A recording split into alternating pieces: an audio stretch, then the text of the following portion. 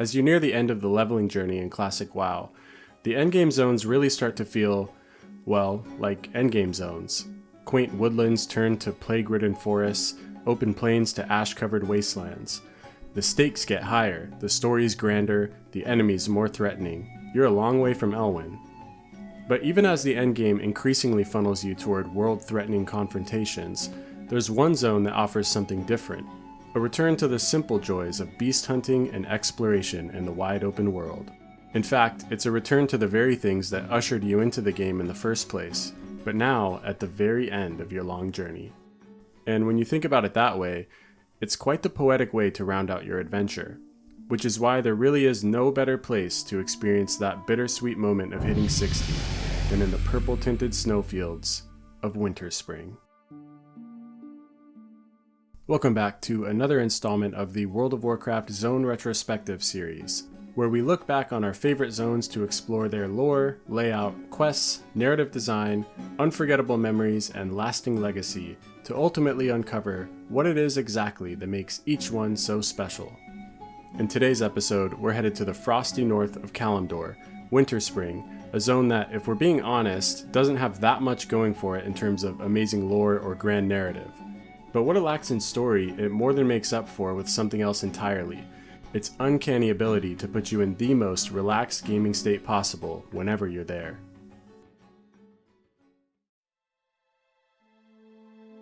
Perched at the very top of Kalimdor, Winterspring borders Felwood, Moonglade, Azshara, and Mount Hyjal itself. In fact, it's the last stop on the road to Hyjal, and the unused portal to the zone can still be seen hiding away in the demon area to the south.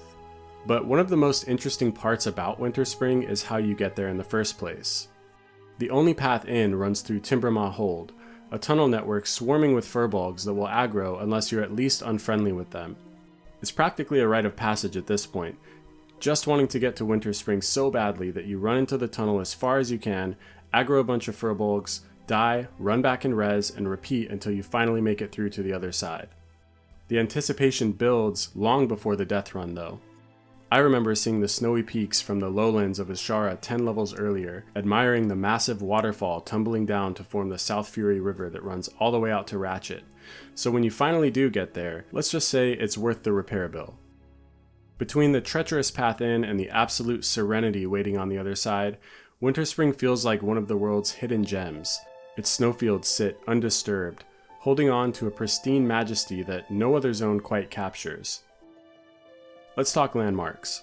At the heart of the zone sits Everlook, a quirky goblin cartel town that, unlike other goblin settlements, has a genuinely relaxing vibe, at least when there isn't someone griefing from the rooftops. It's full of unique characters like the weird artisan blacksmiths that just watch the undead lady dance day in and day out, and engineering gizmos like the dimensional imploder and the giant telescope on the roof. It's a nice place to unwind, and the buildings even have penguin wallpaper. As far as I know, it's the only place in the game that has it. It truly is the little things. The zone stretches out from Everlook in all directions. To the northeast, you'll find Winterfall Village, the heavily fortified settlement of the Winterfall Furbolg tribe. Up north lies Frostsaber Rock, home to Winterspring's native Frostsaber cats. The Frostfire Hot Springs are out west, a favorite spot for players to relax and soak in the peaceful atmosphere. To the south, the Blue Dragonflight maintains their presence in the unique frozen cave system of Mazthoril. Further south still, a great bridge spans across a chasm to Dark Whisper Gorge, where the demon remnants of the Third War still linger.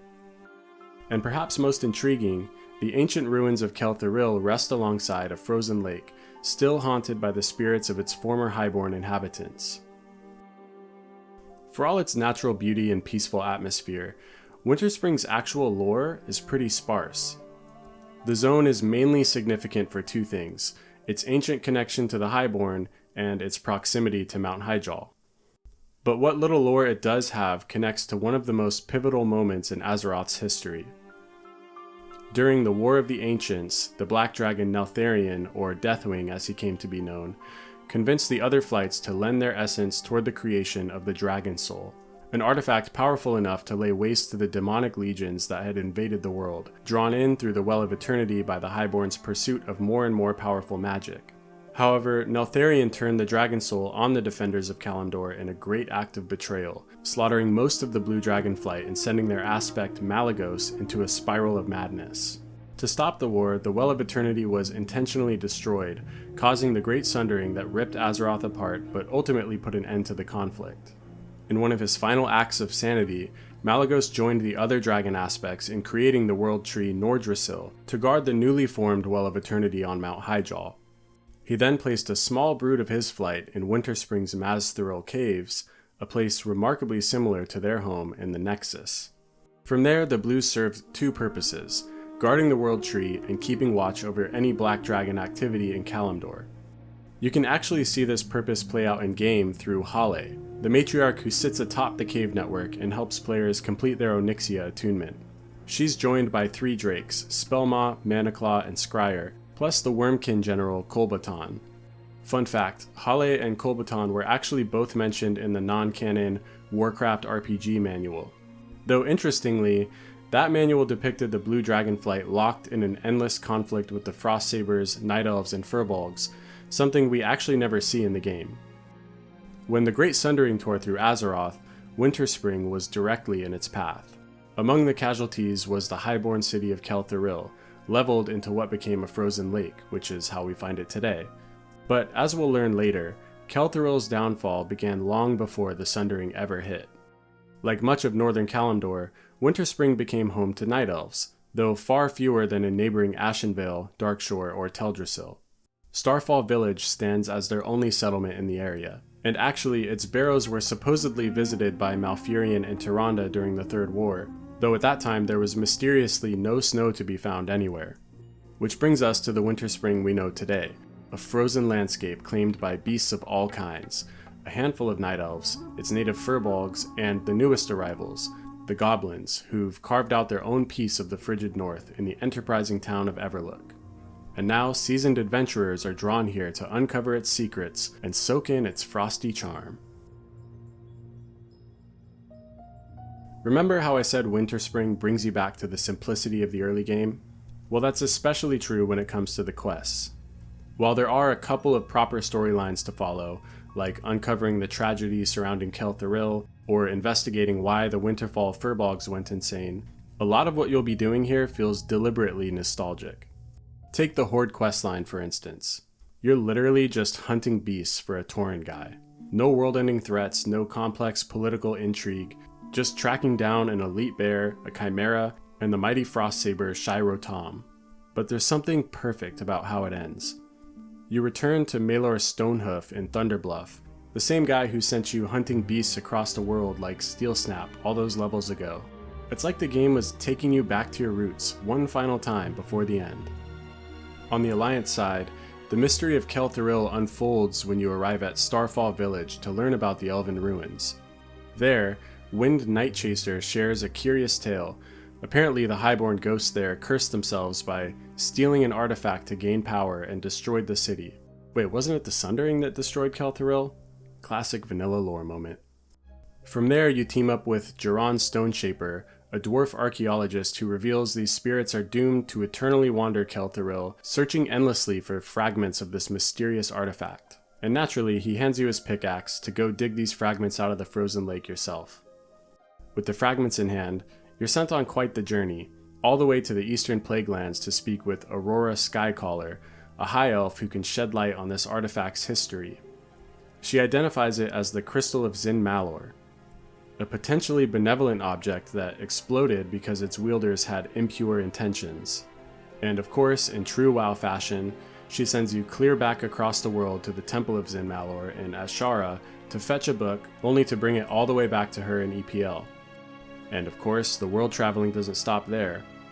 Next up is gathering expensive crafting materials, crystals from Ungoro, and a vial of water from the ancient Highborn ruins all the way over in Dire Maul. Finally, after all that running around, she reforms the crystal and sends you to the one remorseful spirit still haunting Kel'Thuzil, who begs you to return it to its rightful place in the temple and break the curse. But Wind Nightchaser has other ideas. He convinces you to leave it with Archdruid Fandral Staghelm in Darnassus instead. Staghelm, in all his wisdom, declares that the crystal should only be used by someone worthy, thanks you, and promises to keep it safe. Probably not the wisest choice considering what he'd get up to in Cataclysm, but what do we care? An ancient artifact of great power, an unused trinket that can literally kill any player who tries to use it, gets handed over to a secretly evil druid, while the spirits who could have found peace remain eternally cursed to roam their ruined city. Quest complete, give me my green shoulders. The Firbolg storyline brings us to Donova Snowden, a dwarf researcher camped outside the Frostfire Hot Springs. If the name sounds familiar, it's because anyone who's done the Legend of Zelda Easter egg quest with Lincoln or followed the Fireplume hotspots chain out of Ungoro has had to make the long trek up to see her before. This time though, she's just trying to study the hot springs. But the Winterfall Firbolgs keep attacking whenever she gets close. So naturally she decides to figure out what's wrong with them, and what better first step than having you kill a bunch of them. The slaughter pays off when you find an empty bottle with traces of some strange substance inside. That discovery has Donova send you down to Fellwood to investigate the even more unhinged Deadwood tribe. Turns out the Winterfall Firbolgs are actually trafficking the same toxic substance that drove the Deadwood mad.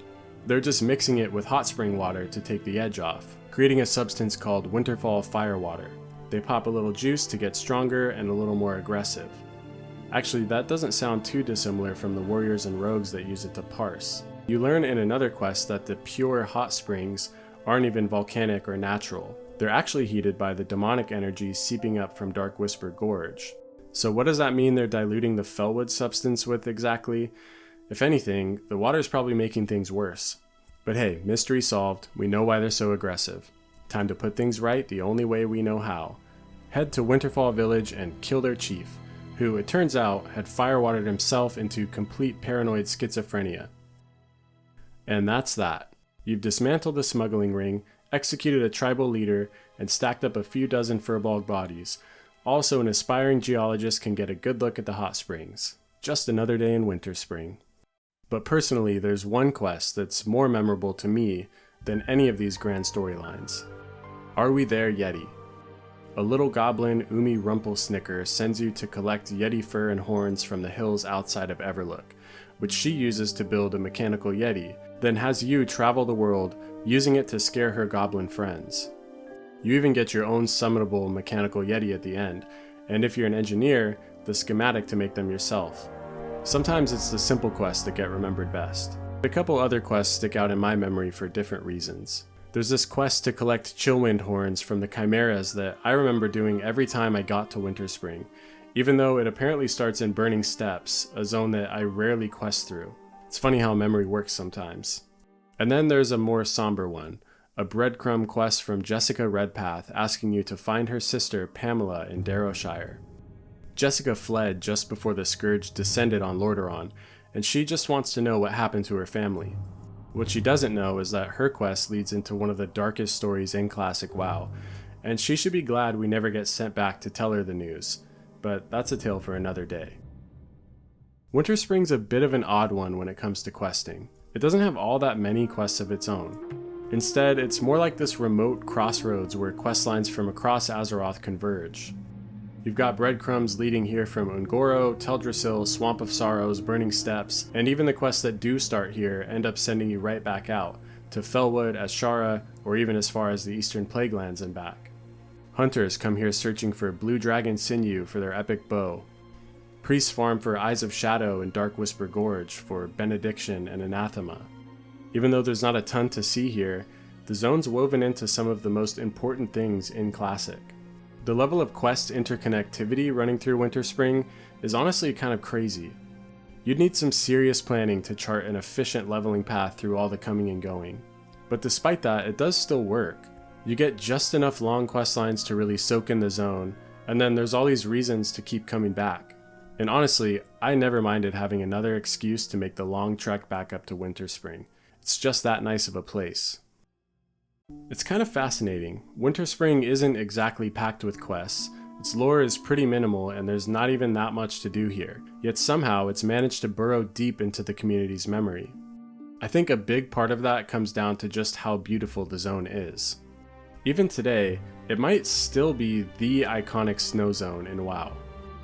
There's something inherently calming about snow in video games, and Winterspring captures that feeling perfectly. Its pristine winter landscape is completely unique to Classic. I mean, you've got Dunmoreau, but you're usually out of there in a flash, and while Alterac might give you a taste with its light dusting of snow, there's just not that much to do there. Alterac Valley does whet the appetite for the winter aesthetic though, I'll give you that. But Winterspring is a pure, unadulterated winter wonderland.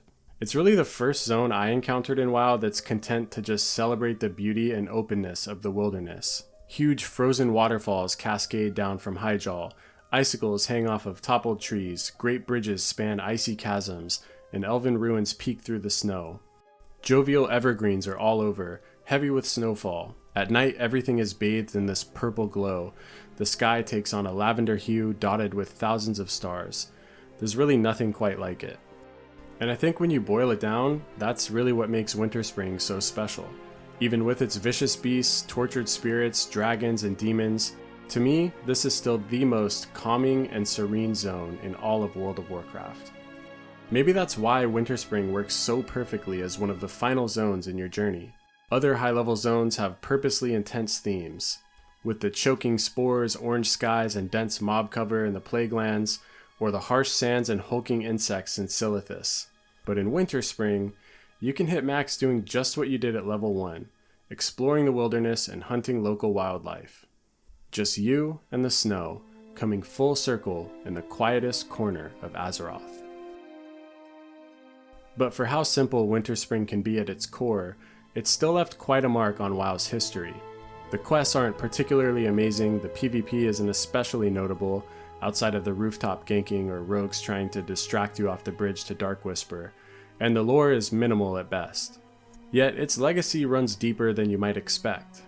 First, and as I've already mentioned, it pioneered this idea of a zone that's beautiful and peaceful just for the sake of it. I obviously can't prove this, but I like to think that Winterspring paved the way for some of the legendary celebrations of wilderness we got in Wrath of the Lich King, like the Howling Fjord or Grizzly Hills. But beyond its aesthetic influence, Winterspring is remembered for a few other things. It became one of Classic's big farming destinations: Timbermaw Rep, Winterfall Firewater, Eye of Shadow, Blue Dragon Sinew, arcane crystals from rich thorium veins, and of course the infamous Frostsaber Mount Grind, which was the Alliance-only daily quest chain that allegedly takes over 200 hours to complete, but rewards what is probably the coolest mount obtainable in original WoW. And then there's...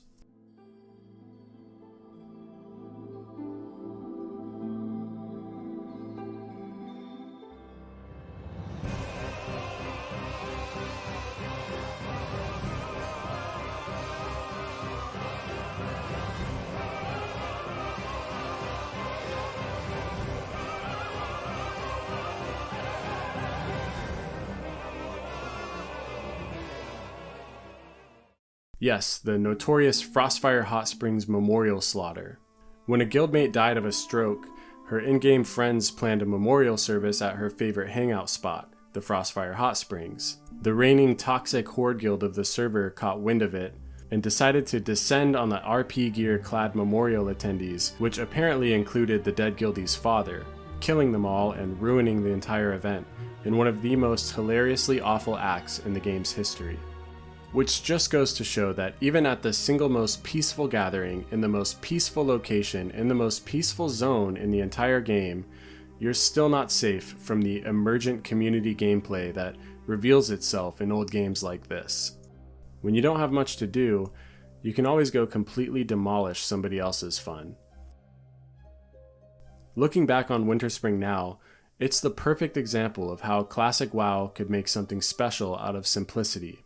In a game that kept raising the stakes with each new zone, Winterspring reminded us why we fell in love with this world in the first place. Sometimes, the simplest zones leave the deepest impressions. And that does it for Winterspring. It's a really tough call between this place and the Eastern Plaguelands, with its perfect undead theme and impactful lore and questlines, but I still have to give the award for favorite endgame zone to Winterspring. As someone who lives in a place where it never snows, snowy zones in video games are one of my favorite ways to lean into the coziness of winter. And Winterspring is honestly one of those places that just feels so decadently winter that I always get the itch to hang out there during the colder months. I'd love to hear about your fond memories of Winterspring in the comments. Did I miss any quests or moments that stick out in your mind? And as always, if you're enjoying these trips down memory lane, feel free to subscribe. We've still got quite a few zones to make it through. Thanks so much for watching. Till next time.